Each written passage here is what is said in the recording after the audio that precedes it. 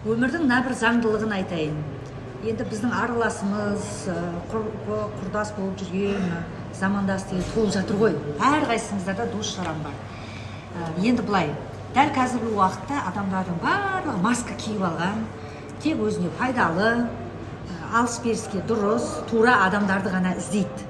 Бір шынайылы, осы бір жан ашу, осы бір мейірім төгіп тұру деген енді бар. Бір аз ғана пайыз. Басым бөлігінде тек қана өзінің бас пайдасы үшін сондай ортаны ұйымдастырады және сол жерге ғана өзінің бар қаражаты болсын, көңілі болсын сол жерге салады. Енді мына бір нәрсені ұмытпаңыздар.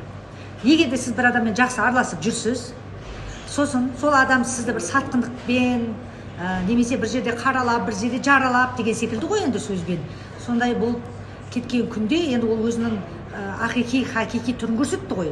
Енді соны көріп тұрған басқа досыңыз, құрбыңыз сонымен қол ұстасып кететін болса, таңдау еркін, ана жаққа басымырақ жасайтын болатын болса, сіз екеуімен де айналайын деп бата беріп қоштасыңыз. Себебі анау біріншісі өзінің хақиқи түрін көрсетті көзіңізге, екіншісі бүркеншек түрімен сол жаққа қарай еріп кетті. Сондықтан да екеуін де аман есен шығарып салыңыз. Өйткені ол екеуі де сізге осы күннен бастап дос емес. Бүкіл пәлекет солардан келеді. Осыны ескеріңіздер.